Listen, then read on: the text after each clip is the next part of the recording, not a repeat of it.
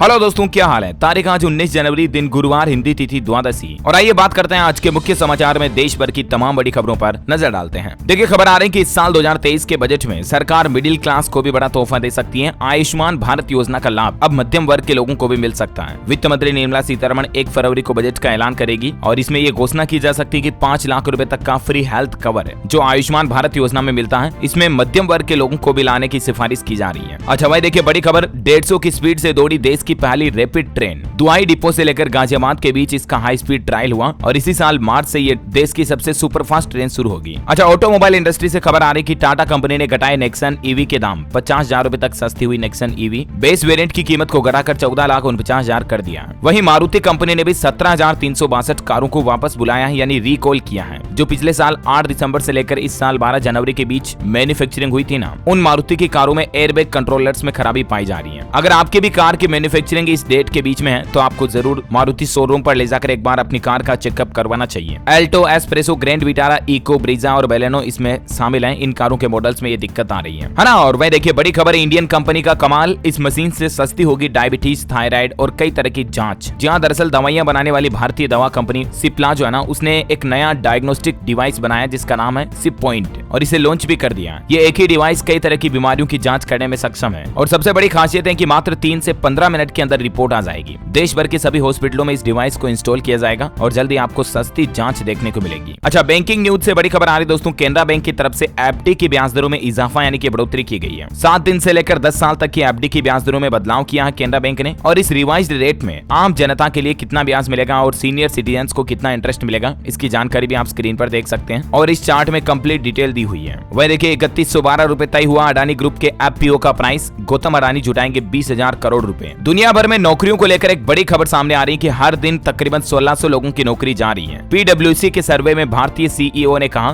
भारत में नहीं होगी छंटनी या वेतन कटौती, जो कि भारत के लिए एक बड़ी अच्छी बात है। वह देखिए चुनाव आयोग की तरफ से 3 राज्यों में चुनाव की तारीखों का ऐलान कर दिया है और उसमें शामिल है त्रिपुरा, मेघालय और नागालैंड। त्रिपुरा में 16 फरवरी से विधानसभा चुनाव होंगे और साथ ही मेघालय और नागालैंड में 27 फरवरी को वोटिंग होगी और तीनों राज्यों के नतीजे 2 मार्च 2023 को आएंगे। अच्छा, वह देखिए दोस्तों, हरियाणा से एक बड़ी अनोखी खबर सामने आई है। एक फैक्ट्री में आग लग गई तो फायरमैन ने छत से तिरंगा उतारा, ये कहते हुए कि देश का गौरव लपटों में था, मेरी जान कोई बड़ी चीज नहीं है, मेरी जान तिरंगा है। इसका एक वीडियो भी सोशल मीडिया पर वायरल हो रहा, आप देख सकते हैं। हरियाणा के पानीपत जिले में एक फैक्ट्री में आग लग जाती है। आग कितनी भयंकर थी, इसकी तस्वीरें भी आप देख सकते हैं। और जहां आग लगी उस दीवार पर फैक्ट्री में देश का तिरंगा भी लगा हुआ था। तो तिरंगे को देखते हुए फायरमैन का कर्मचारी देश के गौरव और सम्मान को बचाने के लिए अपनी जान दांव पर लगाने के लिए भी रेडी हो जाता है और तिरंगे को वहां से हटा लेता है। हालांकि अच्छी बात यह दोस्तों की इस कर्मचारी का नाम सुनील है और उसको कुछ नहीं हुआ, सुरक्षित तरीके से ये तिरंगे को लेकर बाहर आ गया। वाकई में सुनील की देशभक्ति को दिल से सैल्यूट यार। अच्छा, वह देखिए पाकिस्तान से बड़ी खबर आ रही है। हमारे देश के प्रधानमंत्री नरेंद्र मोदी से बातचीत करने के लिए बेकरार हैं पाकिस्तानी पीएम शहबाज शरीफ।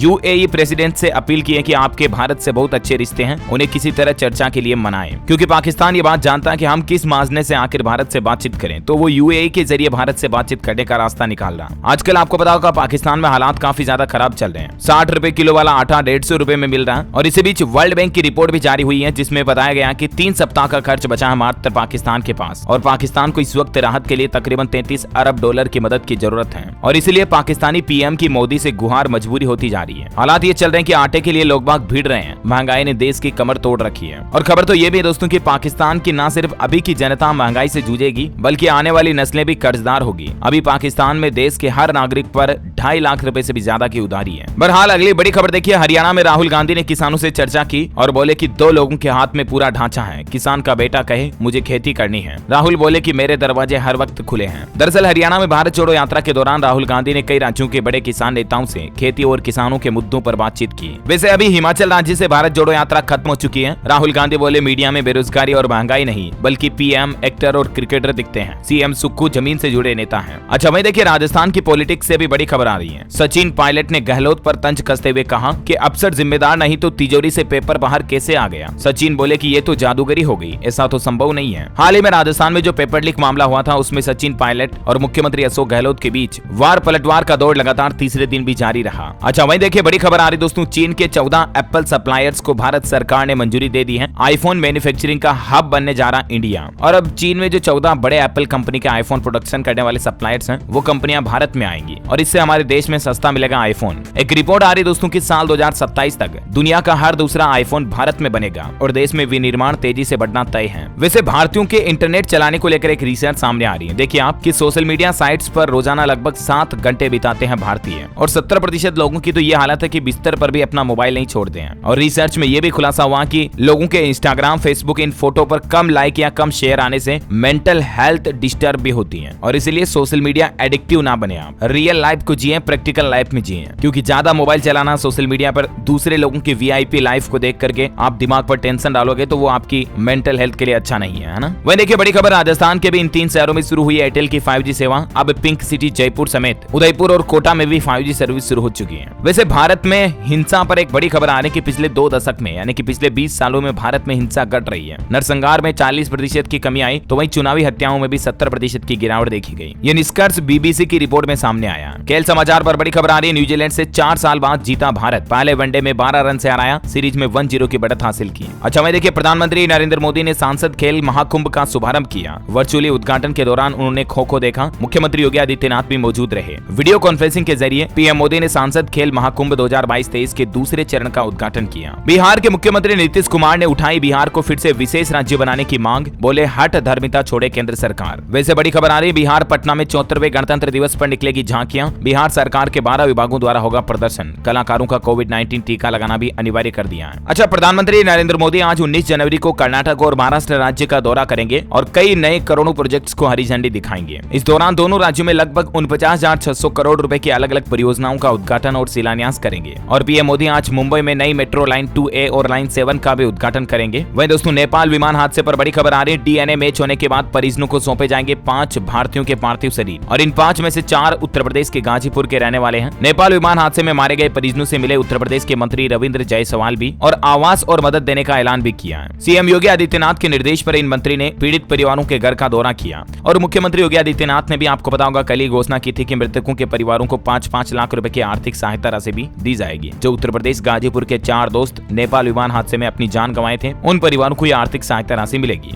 अच्छा वहीं राजस्थान के अलावा राजधानी दिल्ली एनसीआर के भी 3 शहरों में एयरटेल ने अपनी 5G सर्विस लॉन्च कर दी है। नोएडा, गाजियाबाद और फरीदाबाद में एयरटेल ने अपनी एयरटेल 5G प्लस को लॉन्च कर दिया। अच्छा सुप्रीम कोर्ट का एक बड़ा फैसला देखिए दोस्तों, पति की मौत के बाद गोद लिया हुआ बच्चा सरकारी पेंशन का हकदार नहीं होगा। किसी सरकारी कर्मचारी का निधन हो जाता है और उसके निधन के बाद अगर उसकी पत्नी, विधवा पत्नी किसी बच्चे को गोद लेती है तो वो बच्चा फिर सरकारी पेंशन का हकदार नहीं होगा। एक ऐसे मामले की सुनवाई करते हुए सुप्रीम कोर्ट ने ये अहम फैसला सुनाया है। अच्छा भाई देखिए गुजरात राज्य से एक बड़ी खबर आ रही है दोस्तों, हीरा व्यापारी की एक 9 साल की बेटी सन्यासी बनी। गुजरात सूरत में 35,000 लोगों की मौजूदगी में इस लड़की ने दीक्षा ली और अब ये कहलाएंगी साध्वी प्रज्ञाश्री। सूरत के हीरा व्यापारी संघवी मोहन भाई की पोती और तनेश अमी बेन की 9 साल की बेटी देवांशी इनका नाम है, जिन्होंने संन्यास ले लिया है। इनके संन्यास की कुछ तस्वीरें आप देख सकते हैं। वाकई में इतनी कम उम्र में 9 साल की उम्र में इन्होंने जिंदगी की हकीकत को पहचान लिया और अपना सर्वस्व समर्पण आत्मसमर्पित कर दिया। 35,000 लोगों की मौजूदगी में इन्होंने दीक्षा ली और मात्र 9 साल की उम्र में देवांशी 5 भाषाओं की जानकार हैं। और इतना ही नहीं, वह संगीत, स्केटिंग, मेंटल हेल्थ और भरतनाट्यम में भी एक्सपर्ट हैं। साथ ही देवांशी को वैराग्य शतक और तत्वार्थ के अध्याय जैसे कई महाग्रंथ कंठस्थ हैं, यानी कि मुख पर याद हैं। कितना ज्ञान का खजाना देवांशी जान चुकी हैं ऑलरेडी और तभी तो दुनिया की हकीकत को जानते हुए 9 साल की उम्र में संन्यास लिया। अच्छा अगला अपडेट आ रहा, मध्य प्रदेश में 25 से 50% सामग्री मध्य प्रदेश के उद्यमियों से ही खरीदना अनिवार्य कर दिया। सरकार ने राज्य के लोकल उद्यमियों को बढ़ा देने के लिए ये एक नया नियम लागू कर दिया। राज्य सरकार ने मध्य प्रदेश भंडार क्रय एवं सेवा उपार्जन नियम 2015 में बदलाव करके कुछ संशोधित नियम लागू किए हैं और इन नियमों की क्या गाइडलाइंस है जानकारी आप देख सकते हैं। अच्छा वहीं उत्तराखंड में जोशीमठ पर बड़ी खबर आ रही दोस्तों, दरारों वाले घरों की संख्या बढ़कर 849 पहुंच चुकी है। मुख्यमंत्री धामी ने गृह मंत्री अमित शाह से मुलाकात की और बोले कि अगले 3-4 महीने में 4 धाम यात्रा शुरू होगी और इससे पहले परिवारों को सुरक्षित स्थानों पर पहुंचाया जाना चाहिए। अब तक लगभग 250 परिवारों को सुरक्षित स्थानों पर पहुंचा दिया गया है। जोशीमठ पर उत्तराखंड सरकार ने कैबिनेट मीटिंग भी की और हाल ही में आपको पता होगा बिजली, पानी वगैरह इसके बिल भी माफ किए थे। 1 साल तक के लिए लोन वसूली को भी स्थगित कर दिया और इसके बाद एक और फैसला लिया है, जोशीमठ के जो बोर्ड परीक्षार्थी हैं उनको भी राहत दी गई है, वो अपनी सुविधा अनुसार एग्जाम सेंटर चुन सकेंगे। साथ ही सरकारी आंकड़ा आ रहा है कि जोशीमठ के प्रभावित लगभग 190 परिवारों को अब तक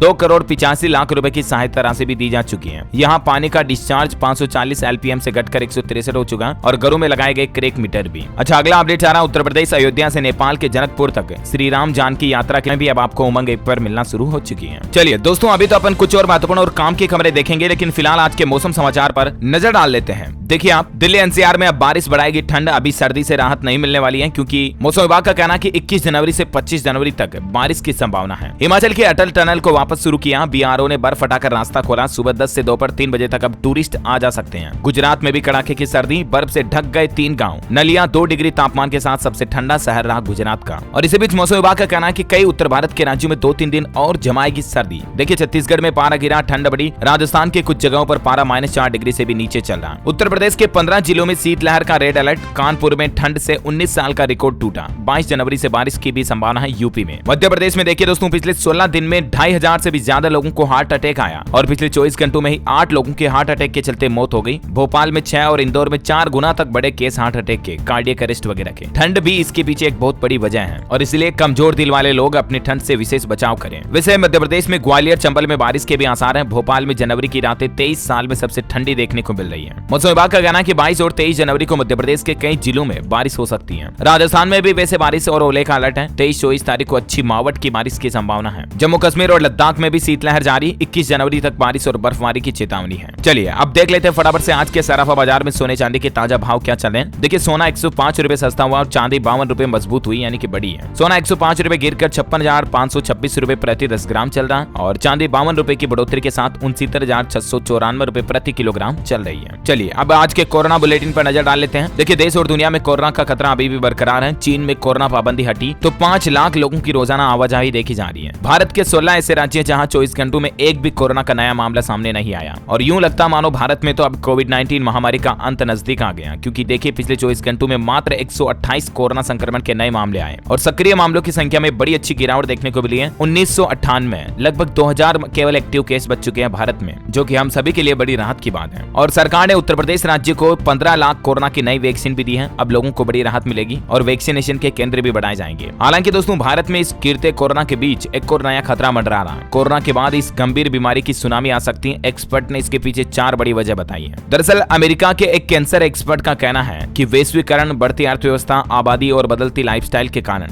भारत को आने वाले समय में कैंसर जैसी गंभीर बीमारियों की सुनामी का सामना करना पड़ सकता है। यानी कि भारत में कैंसर के मरीजों की संख्या में भारी इजाफा, बढ़ोतरी हो सकती है आने वाले कुछ सालों के दौरान। चलिए दोस्तों अब कुछ एजुकेशनल खबरें देख लेते हैं। देखिए अयोध्या में सेना भर्ती रैली शुरू हुई। सैनिक, नर्सिंग सहायक और नर्सिंग सहायक के लिए 81,000 से भी ज्यादा कैंडिडेट्स ने कराया रजिस्ट्रेशन। पंजाब स्कूल शिक्षा बोर्ड की तरफ से डेट शीट में बदलाव किया गया। 5वीं, 8वीं, 10वीं और 12वीं की परीक्षाओं की तिथि में बदलाव हुआ। G20 सम्मेलन और CBSE एग्जाम की वजह से ये डेट शीट में बदलाव किया गया। ज्यादा जानकारी आप PSEB के ऑफिशियल पोर्टल पर चेक कर लीजिएगा ना। वहीं राजस्थान में कोचिंग सेंटर्स के लिए भी सरकार नई गाइडलाइंस लाने जा रही है। अगर कोई स्टूडेंट फेल हुआ तो उसको दूसरे करियर ऑप्शन बताने होंगे कोचिंग इंस्टीट्यूट को। इसके अलावा स्टूडेंट अगर कोचिंग छोड़ देता है बीच में ही तो उसको फीस भी वापस लौटानी होगी। इस तरह के कुछ नए नियम राजस्थान सरकार की तरफ से बनाए जा रहे हैं। वैसे राजस्थान में बेसिक कंप्यूटर अनुदेशक का फाइनल रिजल्ट भी जारी हो चुका है। 9,862 में से लगभग 4,015 पद खाली रह गए। बेरोजगार बोले कि शिथिलता दे सरकार, क्योंकि पेपर ही इतना हार्ड आया था कि वैकेंसी भी फुलफिल नहीं हो पाई। साथ ही राजस्थान हाईकोर्ट ने भी एक बड़ा आदेश सुनाया है। 3rd ग्रेड शिक्षक भर्ती के मामले में B.Ed और BSTC के अभ्यर्थी भी आवेदन कर सकेंगे।